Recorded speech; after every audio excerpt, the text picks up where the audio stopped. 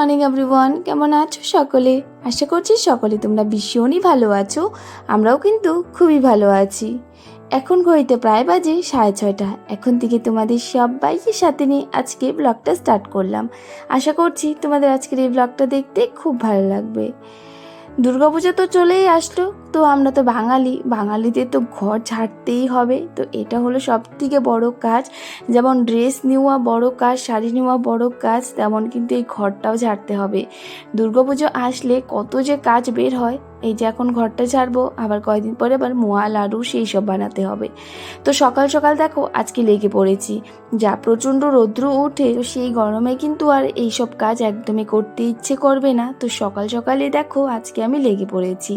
আর কয়েকদিন থেকে না প্রচণ্ড পরিমাণে গরম দিচ্ছে। আজকে না আবার আরও সকালে ঘুম ভেঙে গেছে, 4:50 তখনই ঘুম ভেঙেছে।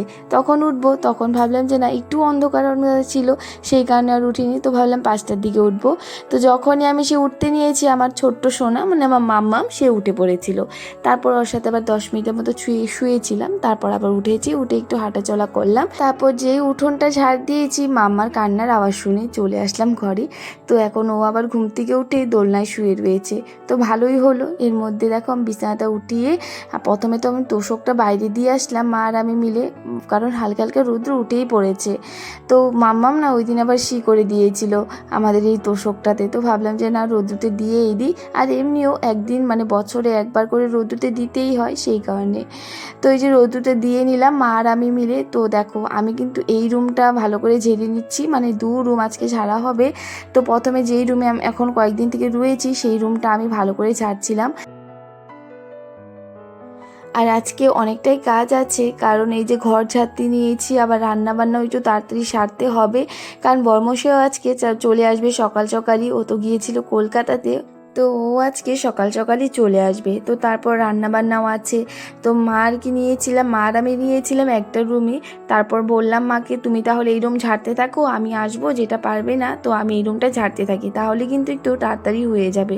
তো এখানে আমি সমস্ত কিছু ভালো করে দেখো পরিষ্কার করে নিচ্ছিলাম।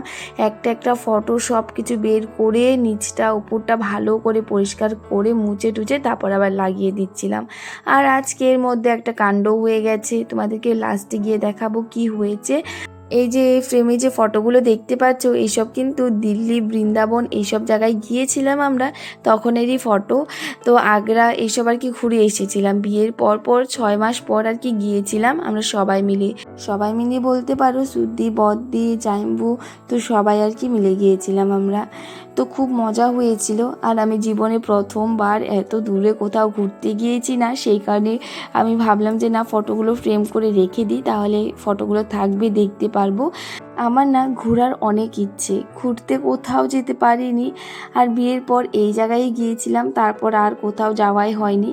বিয়ের আগে কিন্তু আমরা কোথাও যেতে পারিনি ঘুরতে। এই যে স্কুল বন্ধ দিলেই শুধু মামার বাড়ি আর পিসির বাড়ি, তো এইসব জায়গায় আর কি ঘুরেছি, তার বাইরে আর কোথাও যাইনি। আর বিয়ের পর বাবাই বলেছিল তোদের যদি কোথাও যাওয়ার ইচ্ছে থাকে আমি টিকিট করে দেব, তোরা যাবি। তো দেখো আমরা কিন্তু এই স্বপ্নটা পূরণ হয়েছে যে হ্যাঁ কোথাও তো বাইরে যেতে পেরেছি।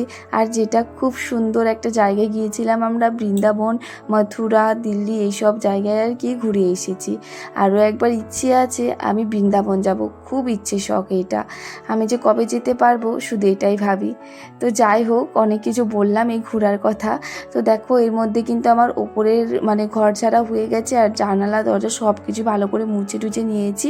আর সোফার কাপড়গুলো ভেবেছিলাম ধুয়ে দেবো, কিন্তু মা বললো আজকে আর ধুতে হবে না, কারণ পুজোটাও হয়নি, আর সব কাজ একসাথে করা সম্ভব নয়। তো আমার রুমটা ভালো করে গুছিয়ে নিয়ে চলে আসলাম দেখো রান্নাঘরে, কারণ রান্নাটাও সারতে হবে। বরমশাই আবার একটু পরেই চলে আসবে। তো দেখো আমি রান্না সারতে কিন্তু বর চলে এসেছিল। আর মা বলছে তুমি যাও এখন, আমি আমি ঘরটা গুছিয়ে নিচ্ছি। তো মা তো সেই মার রুমটাই গুছাচ্ছে, কারণ অনেকটাই কিছু রয়েছে না, সব আর কি বের করে ছাড়তে হয়, অনেকটাই সময় লেগে যায়। তো দেখো আর বাবাও চলে এসেছে, মামাম তো আর বাবাকে দেখে ভীষণ খুশি। আর আমি দেখো এসে আগে রান্নাটা বসিয়ে দিয়েছিলাম। তো এখানে যে লাউ ঘন্ট করেছি, ডাল চিটিয়ে করেছি, আর এখানে আর করেছি হলো আলু আর ঢেঁকি শাক দিয়ে পেঁয়াজ দিয়ে একটা ভাজি করেছি। তো এর মধ্যে দেখো বর্মশাই এসে তো স্নান করতে চলে গেল, আর আমি এদিকে ভাতটা বসিয়ে দিয়ে তারপর বাবার জন্য ওটস বসিয়ে দিলাম। তো বাবা কিন্তু এই যে লবণ দিয়ে ওটস খায়, তো বাবারটা আগে বানিয়ে রেখে দিলাম। প্রায় 8:30টার মতো বেজে গিয়েছিল। আর আজকে আমি কোনো রান্নায় শেয়ার করিনি, মানে তো শুধু রান্না করছি আর ঢালছি, দেখতে পাচ্ছ, কিন্তু অনেকটাই সময় নিয়ে রান্না করতে হয়েছে।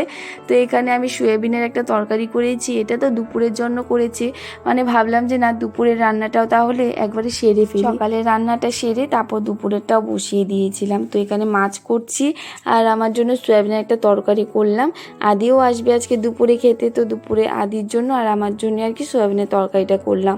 আর এখানে দেখো মাছগুলো ভেজে নিয়েছিলাম, কালকে মাছটা এনেছিল, সেই মাছটাই রয়েছিল, সেটাই বানিয়ে নিচ্ছি।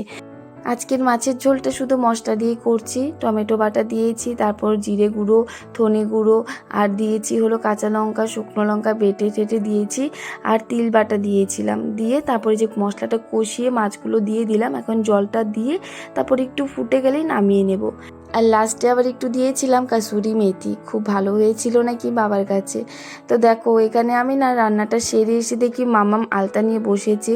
আমার মাম্মাম জানি না কেন এই আলতা দেখলে মানে পাগল হয়ে যায়, শুধু বলে আমাকে আলতা দিয়ে দাও। তো এখন কান্নাকাটি শুরু করলো, মাম্মার আবদারও তো একটু রাখতে হবে।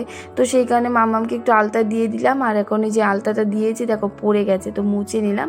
তারপরে যে নিয়ে এসেছি মাম্মামকে খাওয়াবো, আর বরের জন্যই আর কি তাড়াতাড়ি রান্না করলাম। আর দেখো বর এসে বললো একটু পরে খাবে, তো এই যে ঘুমিয়ে আছে। ও ট্রেনে জার্নি করে এসেছে, ওর নাকি ভালো লাগছিল না, তো একটু ঘুমিয়েছিল, তার জন্য আর কি মাম্মামকে খাইয়ে দিলাম। তারপরে এই যে দেখো আমিও রান্নাবান্না সারলাম, সেরে এখন গ্যাসটা ভালো করে মুছে নিলাম। আর মুছার আগে কিন্তু আমিও ভাতটা খেয়ে নিয়েছি, তারপর বরকেও মানে মাম্মামকে খাইয়ে বরকে ডেকে দিয়েছিলাম, আমরা সবাই আর কি খেয়ে নিয়েছি। রান্নাবান্না তো শেষ, তার জন্য ভাবলাম যে না আগে রান্নাঘরটা পরিষ্কার করে তারপর যাবো কলপারে, বাসন মাজার আছে। আর সকাল সকালই যে ঘরটা ঝাড়ার মানে কথাটা ভেবেছিলাম, সেই কারণে কিন্তু কাজের অনেকটাই এগিয়ে গিয়েছিল, নয়তো আগে কি হতো আমাদের অনেকটাই দেরি হয়ে যেত এই ঘর ঝাড়তে, রান্নাবান্না সারতে খুব কষ্ট হয়ে যেত। তো সেই কারণে আজকে সকালেই নিয়েছি, খুব ভালো হয়েছে। তো ঘরটাও ঝাড়া হয়ে গেছে, আর আমার দেখো এর মধ্যে রান্নাবান্না হয়ে গেছে। আর রান্নাবান্না হওয়ার পর দেখো বাসনগুলো মেজে আমি এখন ঝাঁকিতে রেখে দিচ্ছি, জল ঝরে গেলে ঘরে নিয়ে যাব বাসনগুলো। যাবো হলো স্নান করতে, তার আগে ভাবলাম তাহলে তুষকটা একটু বাড়ি দিয়ে দিই, তারপর ধুলোগুলো বেরিয়ে যাবে। আর আজকে রোদ্দুতে দিয়েছি না, তুষকটা একটু ফুলে গেছে দেখতেই পাচ্ছ। আর বাড়ি দিয়ে দিলে কি হয় আরও ফুলে যায়, ভালো লাগে আর কি ঘুমাতে। কিন্তু ঠান্ডার দিনে ভালো লাগে, কিন্তু গরমের দিনে একটু প্রবলেম হয়ে যায়, কি প্রচণ্ড পরিমাণে গরম লাগে যেই দিন আর কি তুষকটা রোদ্দুতে দেওয়া হয়। তারপর দেখো এখানে মা আর আমি তুষকটাও নিয়ে চলে কখনো ভাবলেও অবাক হই যে এই ঘরটা যে বানিয়েছে এটা হলো আমার কাকা শ্বশুর বানিয়েছিল। আর আমার জন্মের আগে বানানো এই ঘরটা, আমার কাকা শ্বশুর তো নেই, তিনি আমার জন্মের আগেই হারিয়ে গেছে। তাহলে ভাবো এই ঘরটারও কত বছর হয়েছে। আর তোমাদেরকে বললাম না ঘর ছাড়তে দেখো কি হয়েছে, দেখো এই সুন্দর ফ্রেমটা পড়ে গিয়ে ভেঙে গেছে আর কি, মানে আমি ফেলিনি, একা একাই পড়ে গেছে, মানে রশিটা ছিঁড়ে আর কি পড়ে গেছে আর একটু ভেঙে গেছে। তো বাবা আবার এটা দেখো আটা দিয়ে লাগিয়ে দিয়েছে।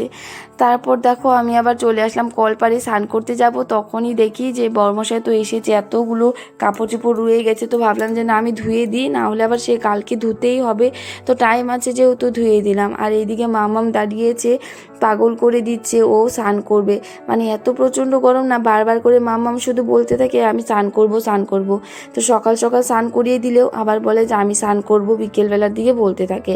তো সেই কারণে একটু বেলা করে ওকে স্নান করিয়ে দিই। তারপর দেখো আমিও স্নান টান করে চলে আসলাম ঠাকুর ঘরে, এসে আগে পুজোটা দিয়ে নিলাম। আজকে অনেকটাই দেরি হয়ে গেছে, কারণ আমাদের ঘরে সকাল সকালই পুজো হয়, কিন্তু আজকে একটু দেরি হলো কাজের চাপের জন্য।